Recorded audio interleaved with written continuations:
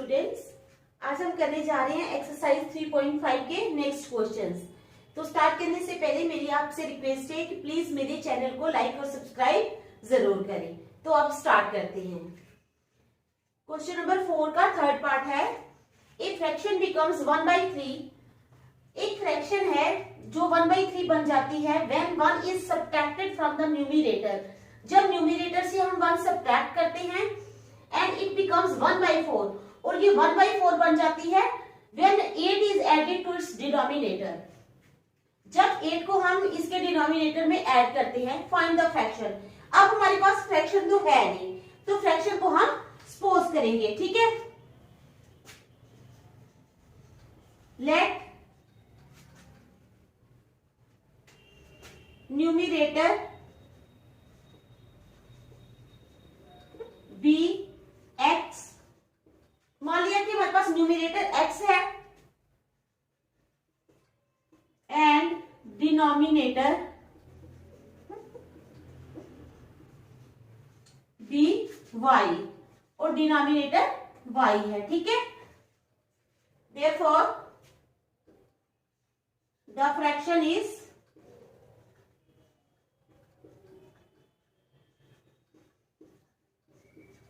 x upon y। तो fraction क्या है? x upon y। अगर न्यूमरेटर हमने x सपोज किया है और डिनोमिनेटर हमने y सपोज किया तो फ्रैक्शन बन जाएगी x upon y। Now according to the question, question क्या कहता है? फर्स्ट कंडीशन में है कि a fraction becomes 1/3 when y is subtracted from the numerator, यानी x minus 1 upon y is equal to 1/3। समझ आ गई?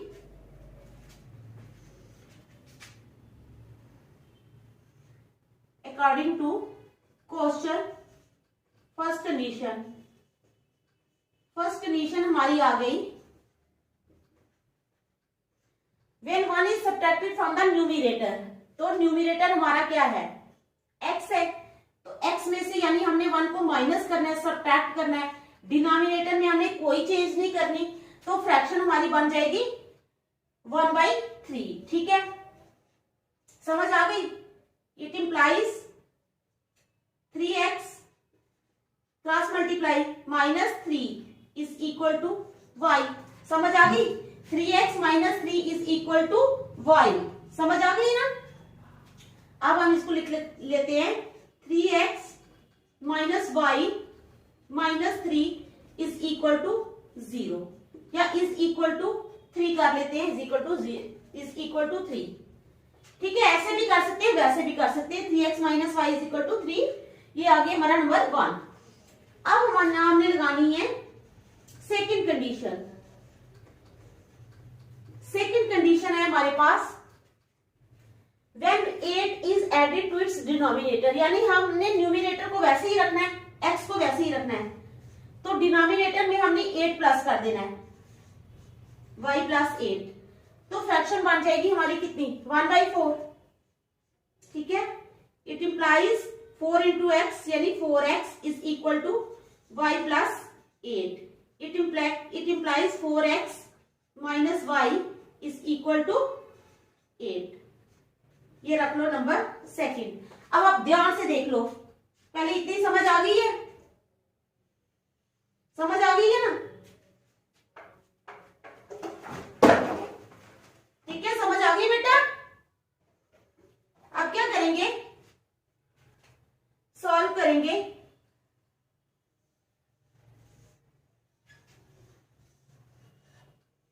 सॉल्विंग 1 and 2, ठीक है, for x and y by cross multiplication method, by cross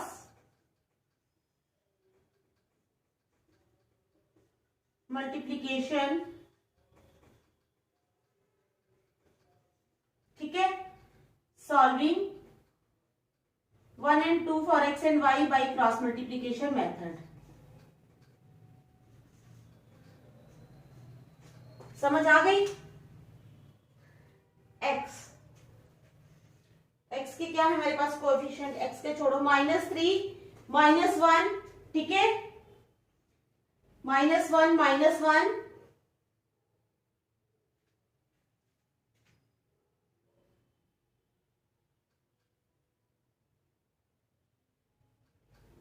-1 3 और 8, ठीक है, -1 -1 3 और 8, ठीक है, -1 -1 3 और 8, ठीक है, समझ आ गई, -1 -1 3 और 8। अब x की है 3 और यहाँ पे x का है 4, 3 4 और फिर -1 -1,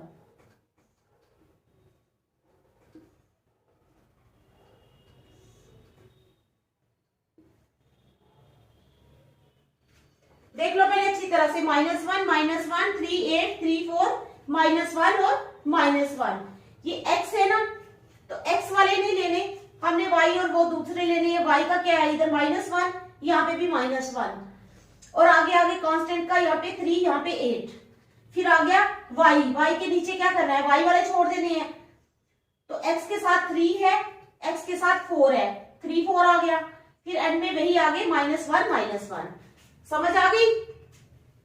अब हमने करना है इनको, it implies x upon 8 into -1 -8 -1 into 3 -3, ठीक है, इज इक्वल टू, समझ आ गई, x upon -8 -3 is equal to y upon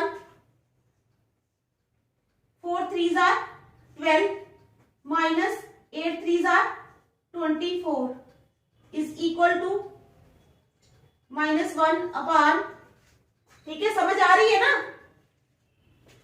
-3 -4 into -1 -4, it implies, अब नीचे चल, it implies x upon -8 + 3 is equal to y upon 12 -24 is equal to -1 upon -3 + 4, it implies x upon -8 में से 3 निकाले -5 is equal to y upon 24 में से 12 निकाले -12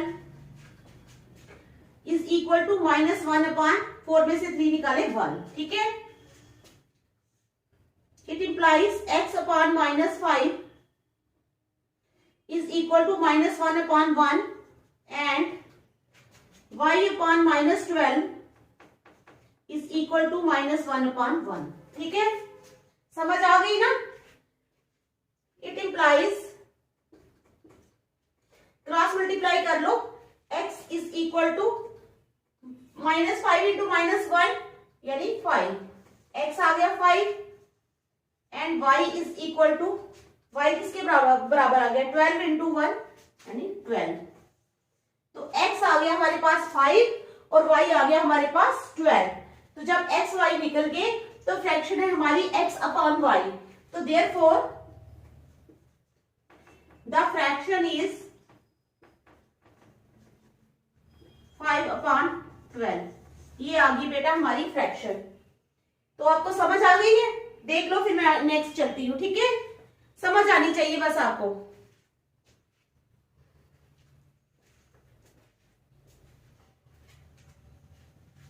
ठीक है, समझ आ गई है।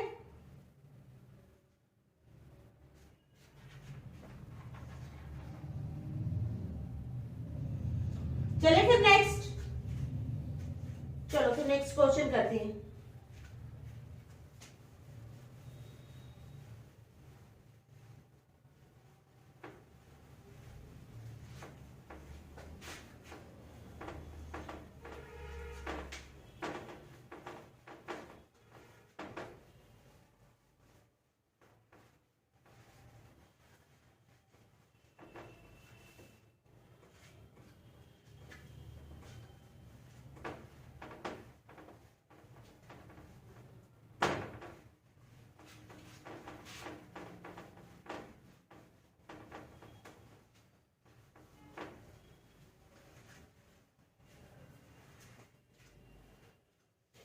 क्वेश्चन है places A and B are 100 kilometre apart. Question है हमारे पास प्लेसेस ए एंड बी, दो जगह का नाम है, एक का नाम है ए और दूसरी का नाम है बी, आर 100 किलोमीटर अपार्ट, ठीक है, on a highway,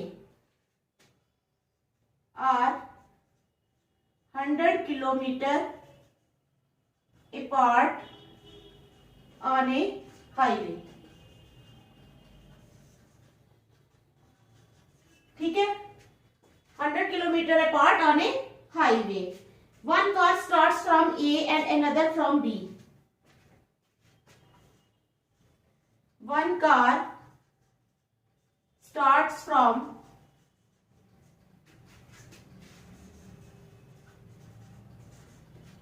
A and one car starts from A and another from B at the same time. And another from B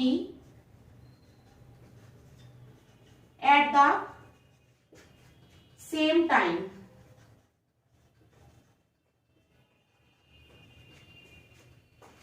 ठीक है, if the cars travel in the same,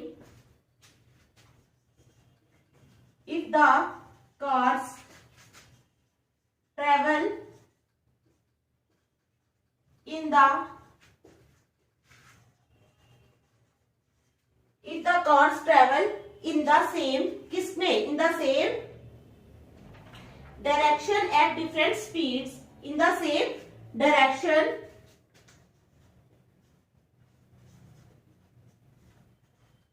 at different speeds, ठीक है, if the cars travel in the same direction at different speeds, they meet in 5 hours. They meet in 5 hours.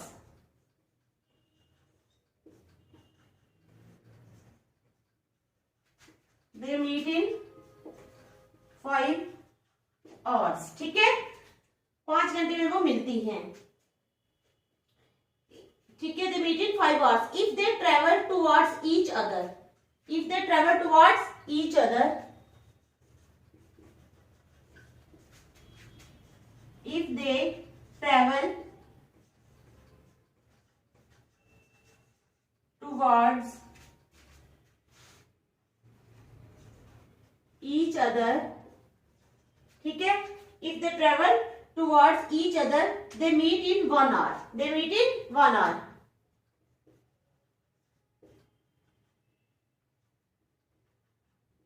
They meet in 1 hour. ठीक है, समझ आ रही है? फिर कहते हैं what are the speeds of the two cars, what are the speeds,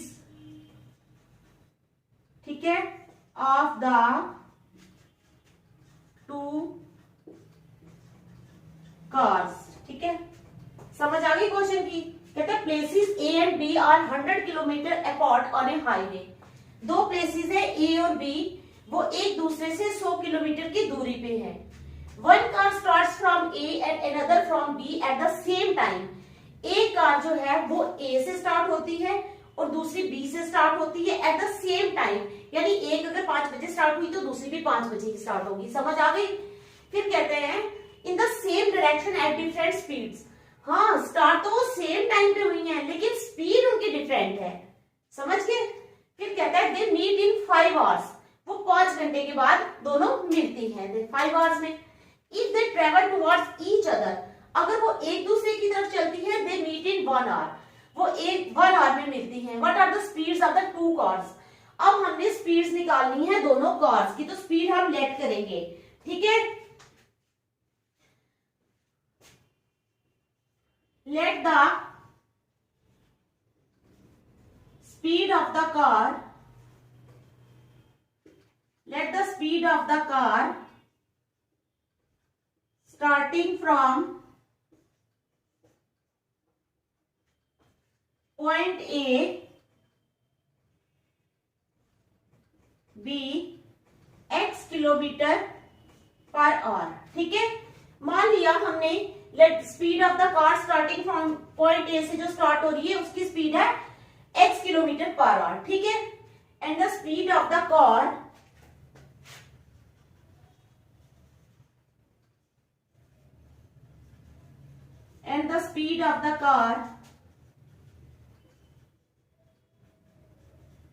starting from point B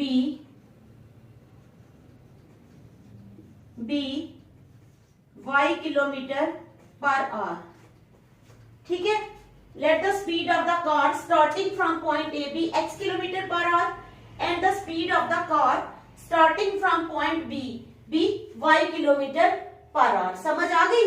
पहले हमने क्या किया, इन दोनों की स्पीड जो है वो मान ली क्या है। अब अकॉर्डिंग टू द क्वेश्चन क्या होगा, फर्स्ट कंडीशन क्या है, according to question first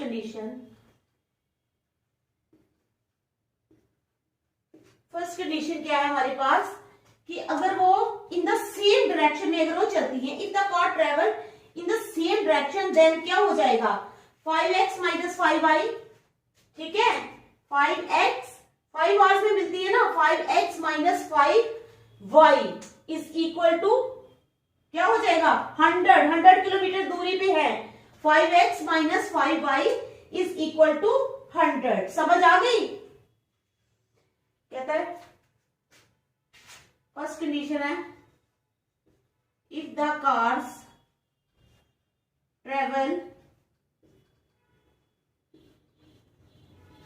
in the same direction, then 5x minus 5y is equal to 100. It implies 5 ले लो common, x minus y is equal to 5 into 20। 5 और 5 cancel हो गए, it implies x minus y is equal to 20। इसको रख लो number 1। ठीक है, समझ आ गई? ये 5 हमने यहां से कॉमन लिया तो अंदर रह गया x माइनस वाई, यहाँ 100 है तो 5 इंटू 20, 5 20 आर 100, इसलिए हमने कॉमन लिया क्योंकि हमारे 5 कट सकते हैं, तो हमारे पास आ गया x minus y is equal to 20। इसको नंबर 1 रख लिया आपने। अब आ जाओ अपनी सेकंड कंडीशन के। सेकंड कंडीशन क्या कहती है, if they travel towards each other they meet in 1 hour. ठीक है, तो x plus y is equal to 100 हो जाएगा। ठीक है,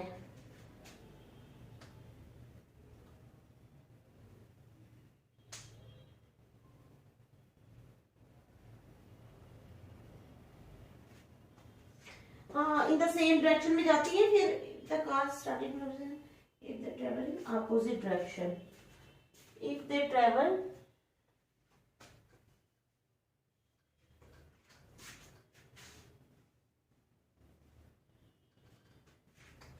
in opposite direction,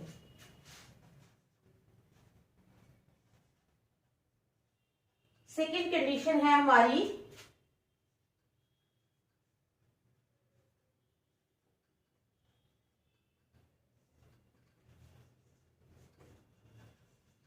if they travel in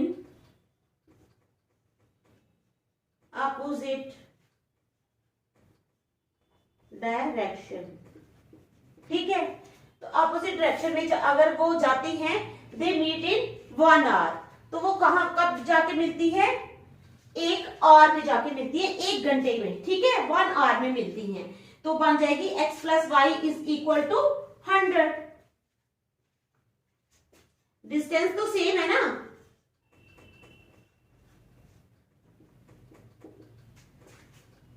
ठीक है।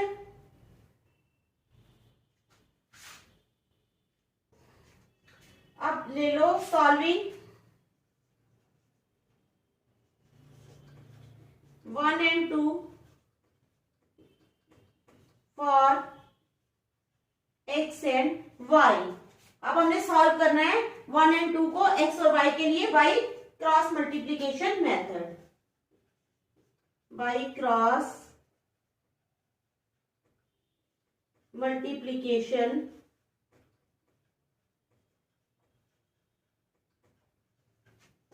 मेथड। ठीक है, solving 1 and 2 for x and y by cross multiplication method. ठीक है, x y और -1 ले लो, x y -1। ठीक है, x है तो x के नीचे वाले छोड़ दो, y के साथ क्या है -1 और यहाँ पे है 1, -1 और 1, यहाँ पे है 20 और 100। ठीक है,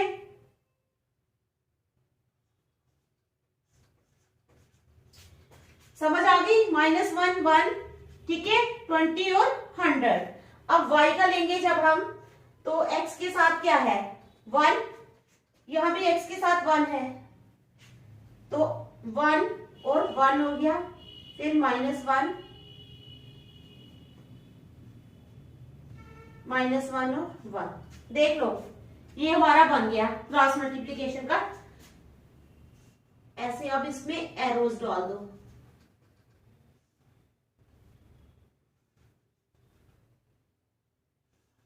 कोएफिशिएंट्स लेने तो मैंने आपको सिखाई दी है ना, अब बार बार तो बताने की जरूरत नहीं है। ठीक है, अब चलो, it implies x upon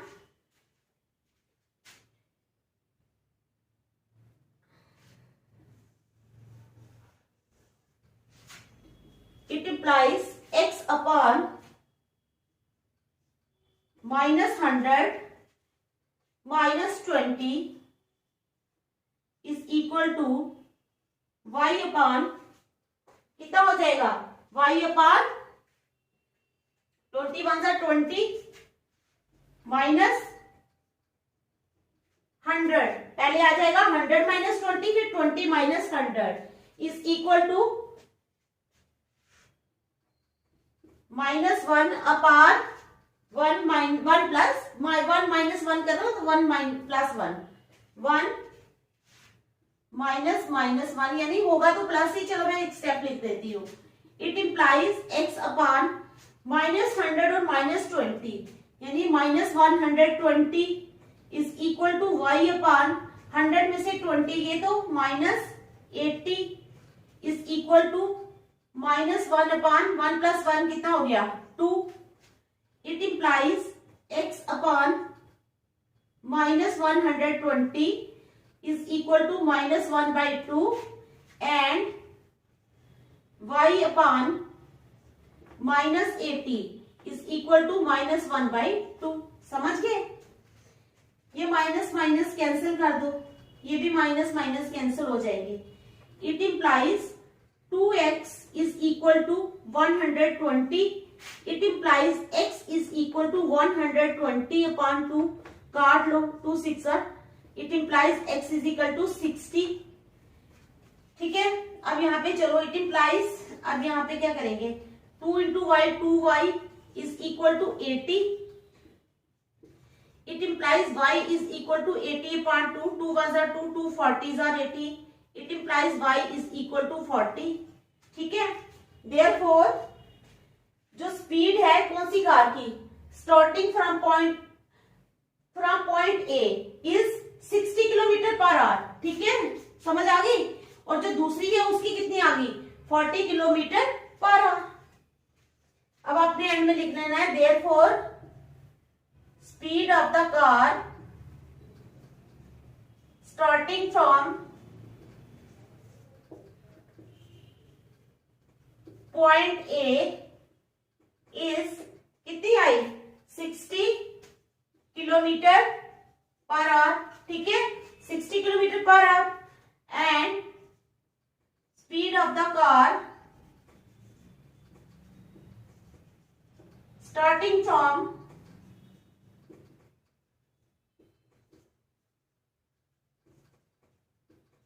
point B, starting from point B is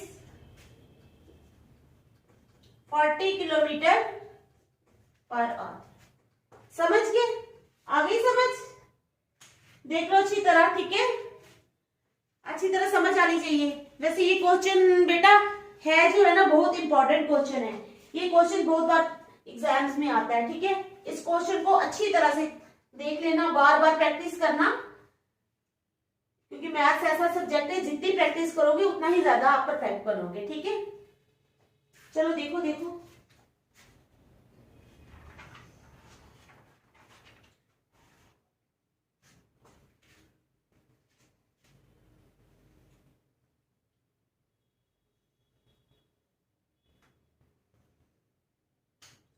ठीक है, समझ आ गई। चलो फिर मैं नेक्स्ट क्वेश्चन पे, चलो फिर मैं मिटा रही हूँ बेटा।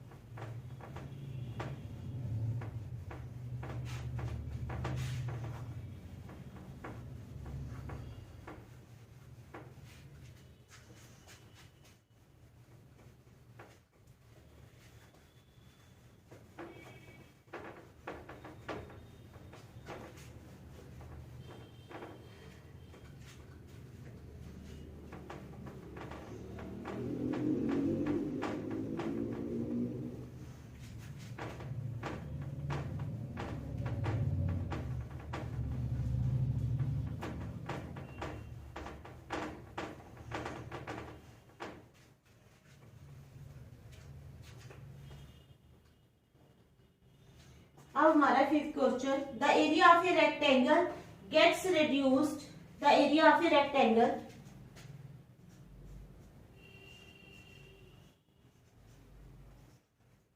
the area of a rectangle gets reduced, ठीक है। The area of a rectangle gets reduced by 9 square units, by 9 square units, ठीक है। The area of a rectangle gets reduced by 9 square units if its length is reduced by 5 units, ठीक है। If its length is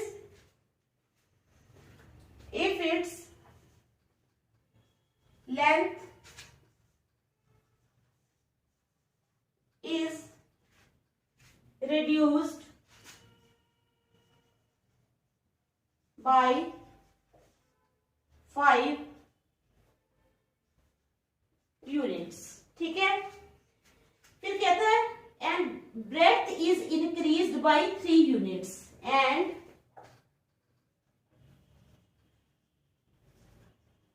breath is increased by 3 units, ठीक है, समझ आ गई।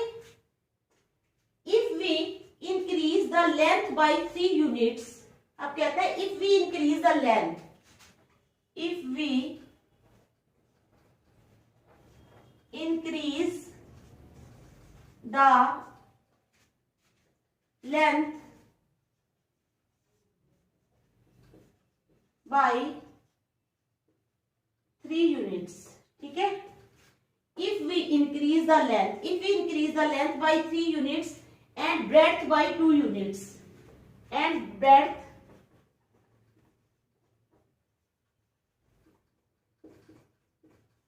by 2 units, ठीक है।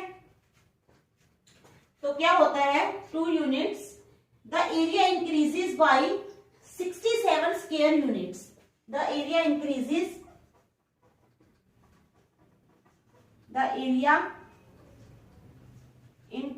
by 67 यूनिट्स, ठीक है, समझ आ गई आप लोगों को। अब कहते हैं find the dimensions of the rectangle, find the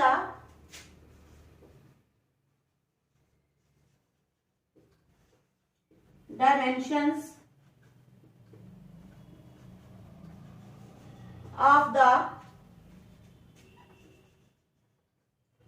rectangle. Find the dimensions of the rectangle. क्या क्वेश्चन है? The area of a rectangle gets reduced by 9 square units. Area जो है वो रेक्टेंगल का कितना कम हो जाता है? 9 square units. If its length is reduced by 5 units. अगर हम इसकी लेंथ को 5 यूनिट्स कम करते हैं and breadth is increase by 3 units, और ब्रेथ जो है वो 3 यूनिट्स इंक्रीज हो जाती है. ठीक है. अब दूसरी कंडीशन क्या है? If we increase the length by if we increase the length by 3 units, अगर हम लेंथ को 3 यूनिट्स इंक्रीज करते हैं एंड ब्रेथ बाय 2 यूनिट्स, और ब्रेथ को 2 यूनिट्स हम क्या करते हैं? हाँ, ब्रेथ को भी 2 यूनिट्स इंक्रीज करते हैं. The area increases by 67 units. Area कितना इंक्रीज हो जाता है? 67 units. Find the dimensions of the rectangle. Rectangle की डायमेंशंस फाइंड करो. समझ गए आप क्वेश्चन को? ठीक है.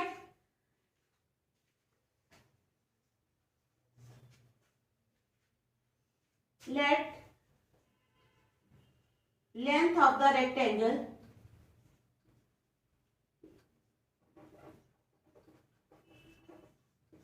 B x and its breadth be y.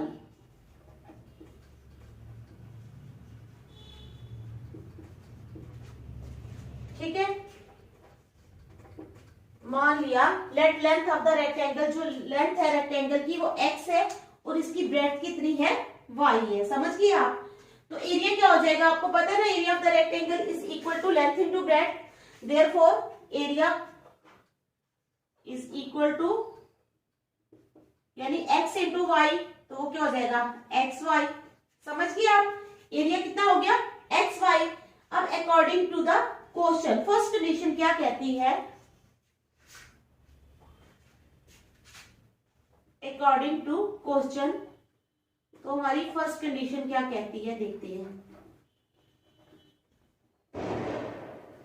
First condition हमारी कहती है if its length is reduced by 5. Length है हमारी x, ठीक है ना. तो अगर इसको रिड्यूस करते हैं 5, ठीक है, एरिया बन जाता है. Area means length into breadth. Length इतनी होगी, तो if its length is reduce by 5 units and breadth is increase by 3, यानी y में 3 प्लस करते हैं तो एरिया क्या हो जाता है? The area of a rectangle gets reduced by 9, यानी xy माइनस 9. समझ गए आप? ये हमारी कंडीशन बनी है. x minus 5 into y plus 3 is equal to x y minus 9. ठीक है.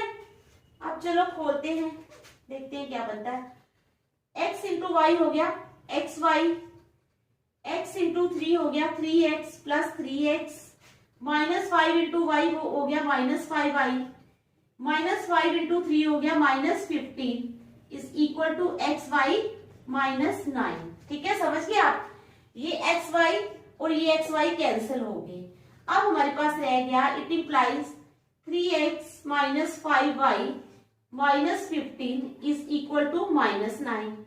It implies 3x minus 5y is equal to minus 9 plus 15. It implies 3x minus 5y is equal to 15 में से 9 निकाले, कितना आ गया? 6. ठीक है. 3x minus 5y is equal to 6. ये बन गया हमारा फर्स्ट. ठीक है. अब आ जाओ सेकंड कंडीशन पे. अब देखते हैं सेकंड कंडीशन क्या कहती है. अब कहता है if we increase the length by 3 units, यानी लेंथ है हमारी x, तो x को हमने 3 यूनिट्स इंक्रीज करना है, यानी x प्लस 3. और क्या कहता है? एंड ब्रेथ बाय 2 यूनिट्स, और ब्रेथ भी इंक्रीज ही हो रही है. कितनी? 2 यूनिट्स, यानी y प्लस 2. तो हमारा एरिया कितना बन जाता है? इंक्रीज कितना हो जाता है? 67 units. Is equal to x y plus 67। ये हमारी बन गई सेकेंड कंडीशन। अब चलो इसको भी ऐसे खोलते हैं, x into y x y, x into two plus 2x plus 3 into y 3y, ठीक है, plus 3 into two 3 two 6 is equal to x y plus 67। ठीक है, अब एक्स वाई हो गए कैंसिल, समझ आ गई आपको। अब रह गया हमारे पास, it implies 2x plus 3y is equal to, ये 67 है, ये 6 जब यहां पे चला जाएगा तो माइनस का हो जाएगा। It implies 2x plus 3y is equal to 67 में से 6 निकाले 61। ठीक है, तो इट इंप्लाइज, हाँ ये आ गया 2x प्लस 3y। अब तो ये सॉल्व होगा नहीं, 2x plus 3y is equal to 61। इसको नंबर सेकंड रख लो। अब आ जाओ सॉल्विंग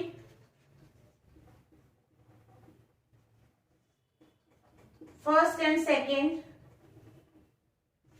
ठीक है, solving first and second for x and y by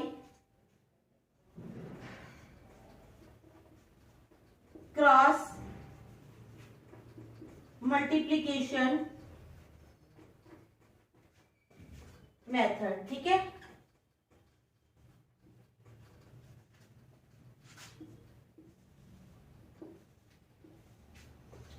solving 1 and 2 for x and y। ठीक है, 1 एंड 2 को सॉल्व करो x एंड y के लिए बाय क्रॉस मल्टीप्लीकेशन मेथड। तो लिख लो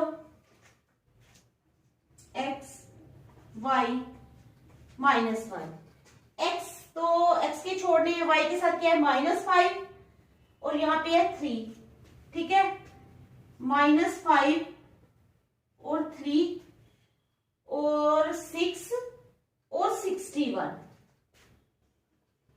6 और 61।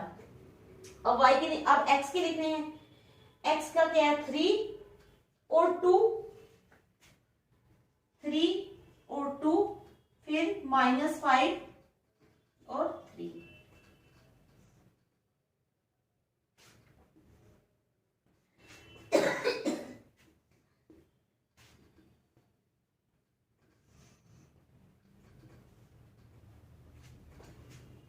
समझ आ गई आपको?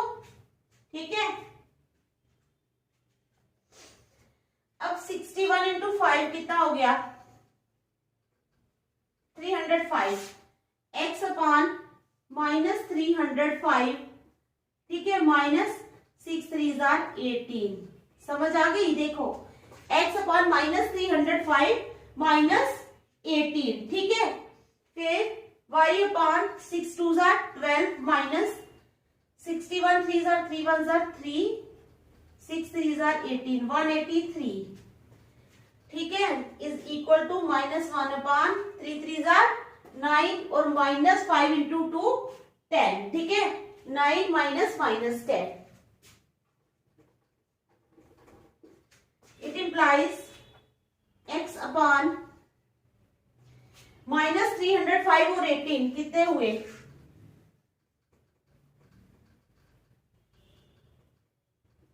323। 1 -323 is equal to y upon 183 में से 12 निकालो 171 -171 इज इक्वल टू -1 अपॉन, ये 9 है ना, माइनस इंटू माइनस हो गए प्लस, तो 10 प्लस 9 19।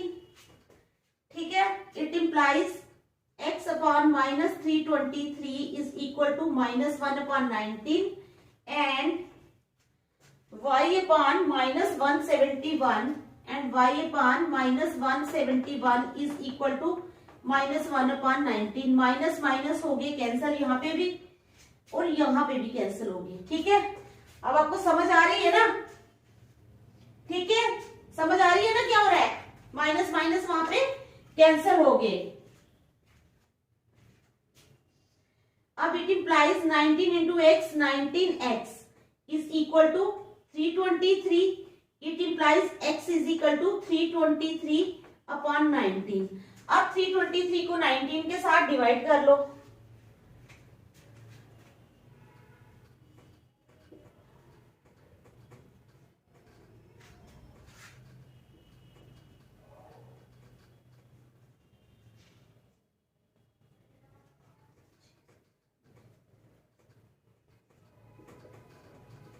तो आ जाएगा 17. काट के इसको आ जाएगा 17. It implies x is equal to 17. ठीक है. अब y को कर लो इसी तरह. इट इंप्लाइज 19 इंटू वाई हो गया 19y is equal to 171. It implies y is equal to 171 upon 19. ठीक है. तो 171 को करो डिवाइड 19 के साथ, तो कितना आएगा?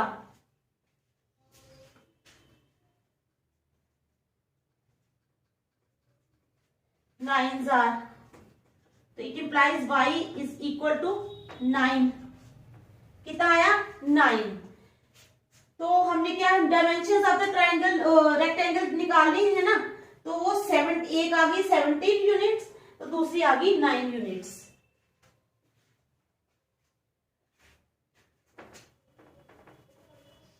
अब आपने एंड में लिख देना है देयरफॉर लेंथ. ठीक है. किसकी? Length of the rectangle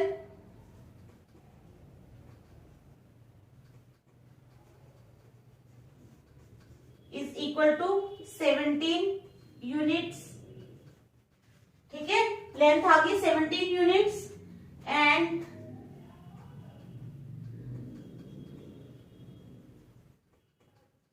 breadth of the rectangle. तो ब्रेड्थ कितनी आ गई बेटा? 9 यूनिट्स. ठीक है. आ गई आप लोगों को समझ?